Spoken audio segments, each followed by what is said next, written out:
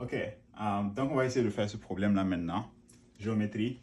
Je vais en même temps profiter de cette vidéo pour essayer d'expliquer en général, un processus général pour essayer de résoudre les problèmes de géométrie. Parce que souvent, ce que les gens font, c'est que de un, ils oublient ce qu'on leur a donné en réalité. Il faut te rappeler que, surtout dans les problèmes olympiques comme ça, ou bien, ça c'est un problème olympique, c'est plutôt basique. Mais en général, dans les problèmes olympiques là, toute information qui t'est donnée sera sûrement utile pour résoudre le problème, d'une manière ou d'une autre. Par exemple, ici, on nous donne que les trois côtés ici sont parallèles. Ça, c'est très important. Ça va être utile. Cette information sera forcément utile pour nous aider à résoudre ce truc-là. Aussi, le fait que j'ai posé cette question-là sous la section des triangles similaires devrait vous donner un indice que voilà, c'est peut-être utile ici aussi. Donc, les triangles similaires, c'est quoi? Triangle similaire, c'est un peu comme la formule de Thalès que vous avez vue à l'école avant. Et c'est une manière de formaliser ça d'une manière ou d'une autre seulement. Par exemple, ici, en ayant le fait que ces trois droites-là sont parallèles, on peut trouver que, par exemple, il y a un triangle ici, n'est-ce pas? Disons ce triangle-là. Et ce petit triangle-là ici. Vous voyez? On peut trouver que, voilà. On peut trouver que, voilà, ces deux triangles-là sont similaires. Pourquoi ils sont similaires? Parce que, voilà, c'est juste des deux droites parallèles. Donc, les angles ici sont les mêmes. L'angle ici, c'est l'angle unique. Et puis, les angles ici seront les mêmes à travers les différentes propriétés qu'on connaît à travers les droites parallèles et ainsi de suite. Donc, ça, c'est donné. Et ça, on sait en même temps que voilà. On peut noter ce qu'on sait. On peut noter que déjà, tout ce qu'on sait, on sait déjà que ça, c'est ça. On peut noter aussi que les deux triangles sont similaires. Et donc, de cette manière-là, on sait que voilà, les côtés, les proportions des côtés seront les mêmes, des côtés équivalents. Donc, par exemple, on aura AD sur AF sera égal à AC sur AE, qui sera égal à DC sur FE. OK, donc on a déjà quelque chose de nouveau. Je vais écrire ici CD sur EF parce que c'est ce qui est utilisé là-bas. Donc on a déjà ça qui est donné. De deux, si vous regardez de l'autre côté aussi, on a un deuxième triangle qui est ici. Et c'est la même configuration que l'autre. On a le fait que à ce côté-là, on aura ED sur EB sera égal à EC sur EA sera égal à CD sur AB. Encore une fois, on remarque CD important parce qu'il est là. Et ici, on a CD sur AB important parce que les deux sont là. Donc, on va devoir utiliser ces deux points qu'on connaît là déjà d'une manière ou d'une autre. OK? Troisièmement, il faut aussi remarquer que il y a une troisième configuration. Il y a les deux triangles qui ressemblent à ça, comme cela. Vous voyez, les deux triangles comme ça, ce triangle-là ici et ce triangle-là ici, sont aussi similaires ou semblables. OK? Donc, on aura le fait que c'est ce côté du triangle-là sur ce côté du triangle-là serait égal à là. Là, on va commencer avec le côté le plus petit. Comment se jouer le côté le plus petit pour que les proportions soient gardées? Donc, on aura DE sur DB est égal à DF sur DA. Et qui est aussi égal à EF sur AB. OK? Ici encore, on voit EF, AB. Très utile ici. Ici, on a CD, AB. Ici, on a CD. Donc, les trois points très importants. On sait que ça, c'est vrai.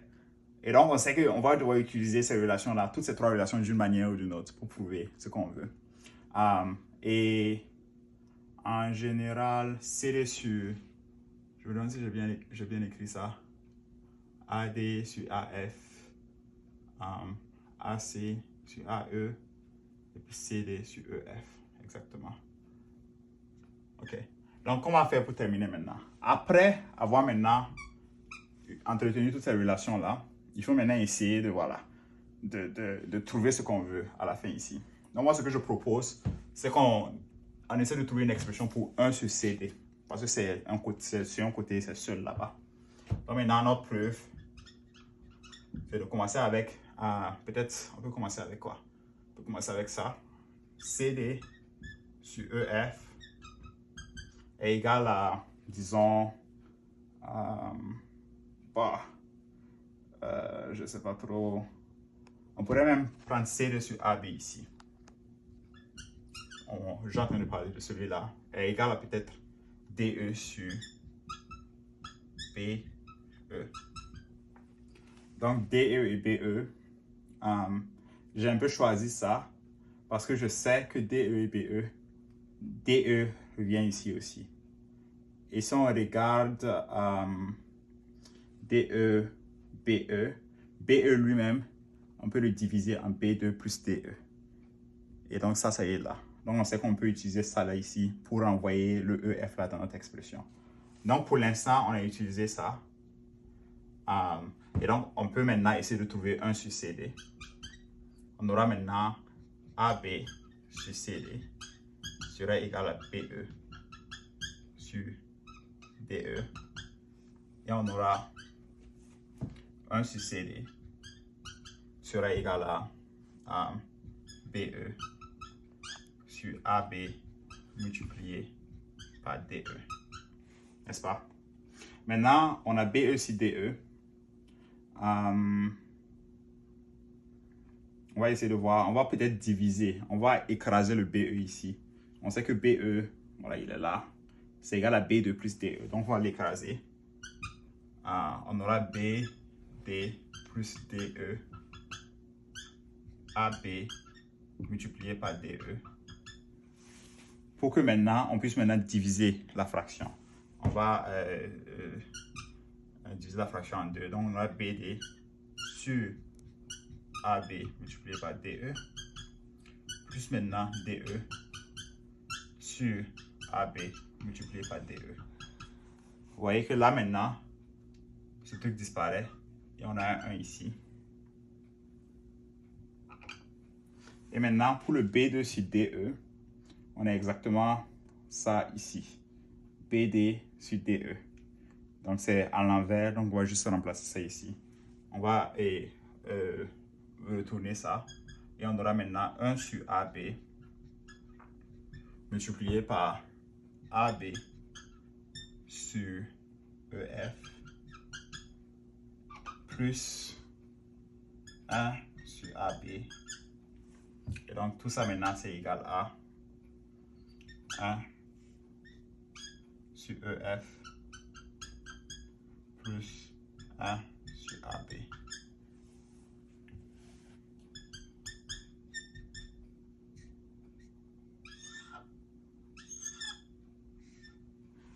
Et c'est ce dont on voulait.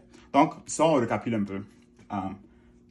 Problème de géométrie, tout est toujours utile. Tout ce qu'on vous donne, c'est utile. Ils ne vont jamais vous donner un nombre, ils ne vont jamais vous donner une relation, ils ne vont jamais vous donner, ils vont jamais vous dire que deux droits sont perpendiculaires si ça ne va pas vous être utile à quelque part. Donc, tout est utile. Donc, il faut souvent noter même tout ce qui vous est donné.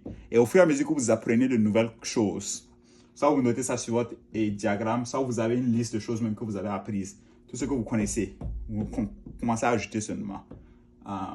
Si par exemple vous avez pris 30 minutes et puis vous avez fait toute une dérivation et à la fin vous avez trouvé quelque chose que vous pensez que vous ne voulez pas vraiment. Par exemple, si on avait trouvé ici que voilà une autre relation qui était un peu intéressante mais qui n'était pas exactement pareille, je vais écrire ça ici pour me rappeler que voilà, je sais que ça c'est vrai déjà, je sais que je peux reprouver ça d'une manière ou d'une autre dans ma feuille propre si je veux. Moi je vais utiliser ça comme un fait, comme une vérité pour prouver maintenant ce qu'on a là. Donc, vous avez votre liste de trucs et puis maintenant, vous utilisez tout ça maintenant d'une manière ou d'une autre pour arriver à votre résultat final. OK? Donc, merci.